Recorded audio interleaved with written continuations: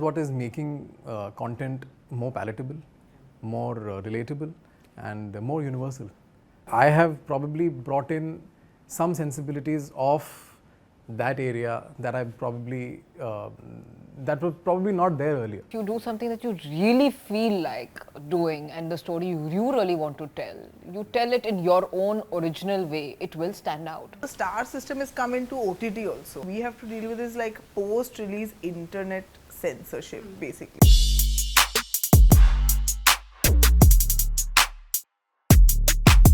We have all spent hours binge watching our favorite shows and films on OTT platforms. And today on Tell Me All, we bring you 3 such directors whose works you've loved among many others.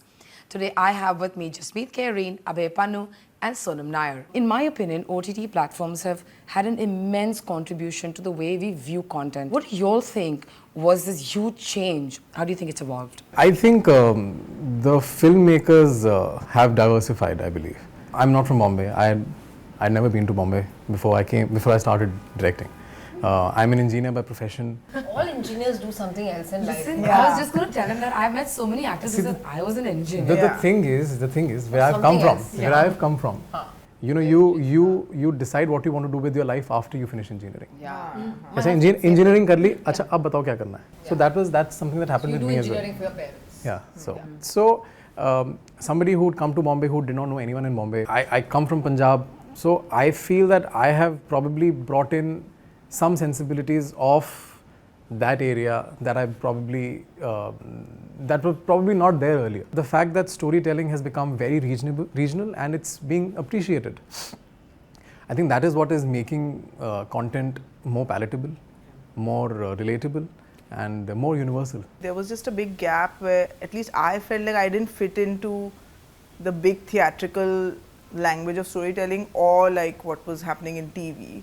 So I was just kind of lost, and I think a lot of my peers felt like that. Maybe it's a generational thing, like we grew up a little bit differently, watching different kind of things, maybe from the West or maybe just like exposure to more things than the previous generation. So we weren't really like connecting too well with the theatrical releases. It was more intimate, organic, at least for me. So like my show specifically would not exist anywhere else. It is definitely an OTT show. I mean, it's so experimental in the thought of it that why would anybody make it into a theatrical and who would go watch it? It would not, or even having like Masaba as the lead. I mean, that would not happen. Though of course I believe that OTT has given us wings and we can experiment more. I believe that theatrically as well. I mean, if it's a great film idea and if you execute it well, it works. I mean, I think because you cannot think what the audience wants. You can think of how you want to make a film. I'm telling you, nobody's we don't have the power though to actually greenlight things. This is the thinking of like if producers and it's a question for them, I guess, you know, because they might want to be more careful. Yeah. You know, there's so many platforms out there, so many OTT platforms out there. As filmmakers, do you find it challenging to churn out content to kind of satiate this evolved palette? I think that's something you always anyway want to do. That's true. That's true. If you do something that you really feel like doing and the story you really want to tell, you tell it in your own original way, it will stand out. And that's all we can do. We cannot go and see कि अभी नहीं क्या बन रहा है, क्या बनना चाहिए. That is something I can never do. We'll go mad. It's maddening. Also, I don't think you can do it. You just have to stop thinking about whether my idea is the best original idea ever. Correct. And there is no original idea. There's no original idea. You can tell it differently. There are 7 stories. Your tone, your voice. There are 7 stories. Like that's what I'm saying. There's only that much content, right? How do you kind of, is it challenging to kind of say it different? I think that's something that I tried to do, of course. You know, when we had set out to make Rocket Boys, you know, and I used to tell people that I'm making a show on Homi Bhabha and Vikram Sarabhai's lives. People thought that it's going to be a documentary, or I mean, they'll be just spewing scientific jargon throughout the show. So making it, as she rightly said, making it a human story, making it a story of 2 friends who had different ideas or they had opposing ideas, focusing on their relationship. I think was something that, you know, we came up with. I like to believe made it stand out from other biopics about scientists or about great men. The day we decided that we have to make a show on Homi Bhabha and Vikram Sarabh, we decided that we are not going to place them on a pedestal. We're not going to project them as Masihas who can do no wrong. Because the moment I do that, I make them unrelatable. I have to see them falling in love, falling out of love, making mistakes, fighting over petty things. I mean, a person watching the show in 2022 can feel that, you know, this person in 1940s was just like us. A lot of actors have now kind of changed a checklist when it comes to choosing a film or a series for that matter. When you're approaching actors, are you seeing a little kind of a shift in the way they're viewing or, you know, accepting or denying scripts? And the fact is that Alia backed a script like this, you know, being an A-lister where she has more choice and she understood that the story and she let me tell the story my way as a producer. I actually have an issue with this thing, like now the star system has come into OTT also. I'm like, why are we again having the same conversations of like, you have to get a star, otherwise there's no green lighting of a show, you have to get a known face, then you're like overpaying them for this again. So I'm kind of annoyed that this conversation has come in, because when I started doing shows, I started like 5-6 years ago when we were just using like kind of like nice actors, they were around for a bit, someone from theatre, someone from the web, whatever it was like, and you could easily make a show. Now, like, every conversation is like, okay, but which star can you attach to this project? And now it's again become the Star same meaning thing. who's well known within the OTT space? Like No, that? no, star power. Because it becomes stars Just now. star power, I'm guessing. No, first they want Yeah. film, like people from films to be like headlining shows also now. If that is not happening, then like within the OTT space, who's like a star and all. But it's still that same kind of hierarchy is happening, and I'm feeling like that's going to ruin the freedom and the experimenting that we're talking about, because again it'll just become like, first of all the budget goes so high, then like the whole system of shooting and everything, like we're shooting, like we were saying, we have 7 days to shoot an entire episode. If I get 42 days to shoot a film, I'll probably cancel shoot on 2 days. Even I don't know what to do. People are like, I'll cancel shoot on 60 2 days days for a film. I'm What are like, you what am I saying? going to do? Yeah. Yeah. 2 days, Now I you're just saying party. that. Now But you're then, you know, when stars come, that a time goes up on Yeah, their then you own. There's a lot of nine things in hours to films. shoot. Yes. I know.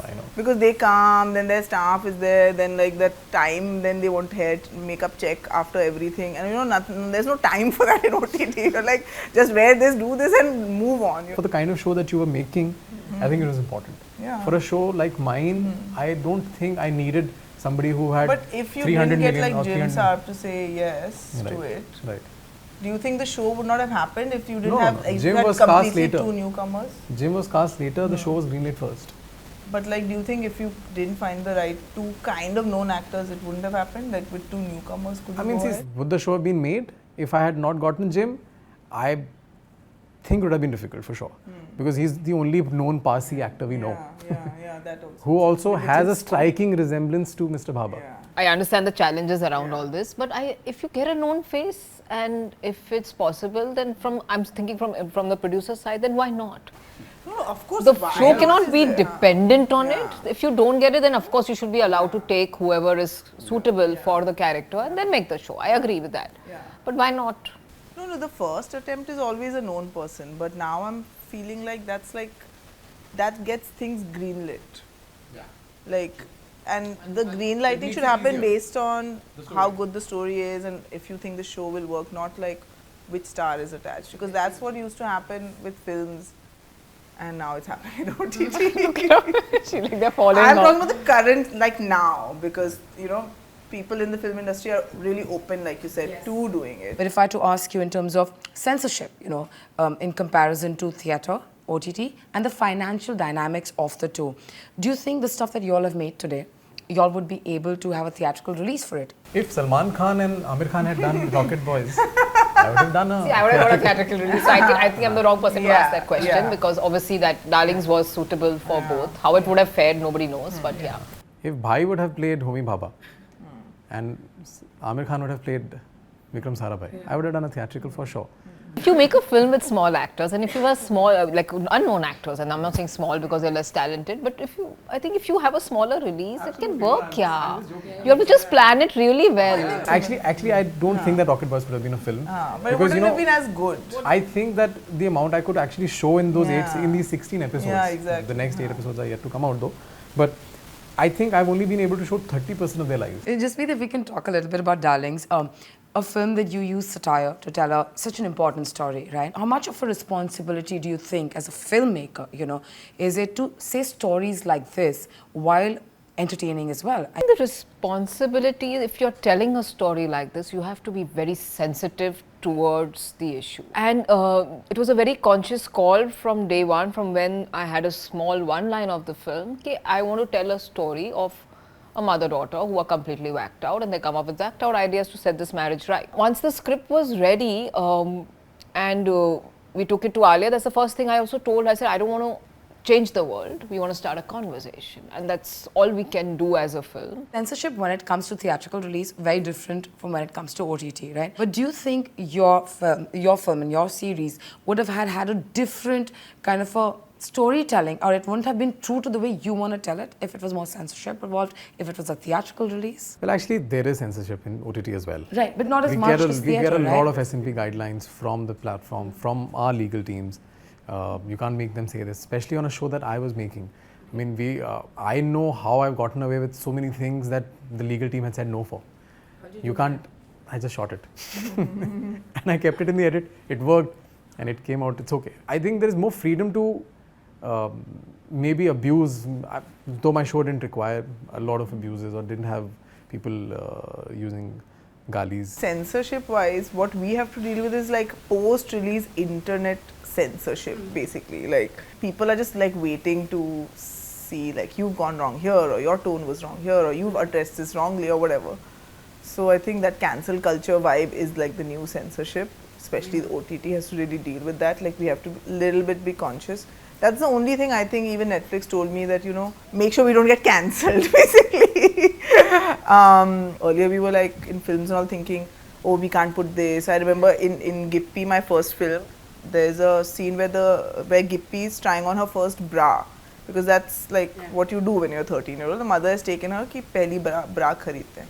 So I didn't even think about that being like a censor issue, and then at the censorship board viewing, they called me in, and a woman was doing the thing then, and she said, "वो बेटा वो थोड़ा सा मुझे awkward लगा." I said, "ma'am ऐसा ही तो होता है, अभी क्या मेरे को ऐसे दिखाना था कि सब बच्चियों को लगना चाहिए कि उनके साथ ही नहीं हो रहा है, लोगों के साथ भी हो रहा है, सबको awkward feel होता है." So she met me and she saw my intention and she said, "Okay." And I was like, thank God, because like she could have just said no, and that's like one of the main things in the film. Yeah. So we were just really at the mercy of like one group of people. Now like the whole world can give their opinion, basically. What's the financial dynamic when it comes to OTT versus theatre? Would you guys be able to talk about that in terms of the production value, the actors? I feel there's a huge difference in the finances and the timelines. At the end of the day, you can't give any excuse. Like, if I have to make a glamorous show, I have to make a glamorous show. If I have to have a wedding, I have to have a wedding, But then I don't have the money or the budget really that a Bollywood proper theatrical film will get for a wedding sequence. I feel like it's fine. Like, you give me a budget and usme I'll figure out something and we'll come up with something clever and it looks good. As long as you know in advance. I'm not like, oh God, why is this looking it's good. I mean, season 2 looks really good. If you it's like chuck. You have to make it look good in spite of it all. I think that's your job. I think I know of the Forgotten Army. The budget of Forgotten Army was incredible. There are shows that have been getting sanctioned that have budgets for more than 100 crores. But of course, I know of shows that get 15 crores, 10 crores for the entire season as well. But they also do well. Tabbar, for that matter, lovely show. Beautiful show. But you can the budget for Tabbar is is very less as compared to a Bollywood film. The thought process is like I know that I'm getting like shows offered and film offers, and then when I'm in talks, the shows will always be like, yeah, so 50 days, full season, 10 episodes, ye wo. And films will always be like, do you think you can manage in 60 days? And I'm like, yeah, like it's the thought only is like, अरे picture बनानी है. I was talking to Kiran Rao a few days back, and she asked me कितने दिन में shoot किया तूने? मैं कहा 52 days में. बोला कि तेरे जैसे directors मेरा पेट काट रहे हैं. Because of you, I'm not getting work. So, because she's used to shooting a film in 75 days. Yeah. And I love her, and she's awesome, really, and she makes great films. But वो कह रहे हैं कि I think the working styles. I mean, maybe it's an answer. the way they used to function, they're used to maybe shooting one scene a day, and where we have 5 scenes in a day. So I think it's that, I don't know. Before we go, just one last thing. As debut directors for both of you, and you've been around for a while, what would you like to tell people out there, aspiring directors or coming into the city? What would you like to tell them? Just say, like, think about other careers if possible. Like, if you can do other things, then do other things. Like, that's the I first think thing. this answer takes the cake. Yeah, that's what this is every bit of your emotional, spiritual, physical energy is gonna go.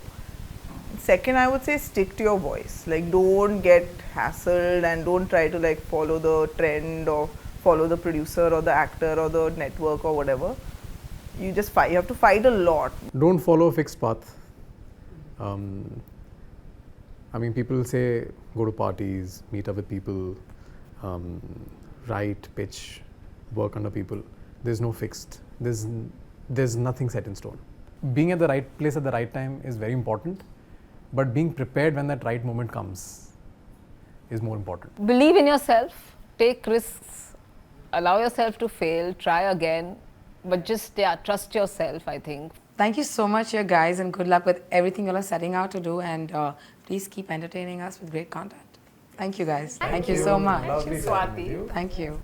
Hey, did you know that as a Q Insider, you can get early access to our exclusive interviews? You can also get a sneak peek into whom I'm interviewing next. And that's not all. You can also send in your questions for your favorite celebrities. All you need to do is click on the link in the description below and join a fabulous community of members.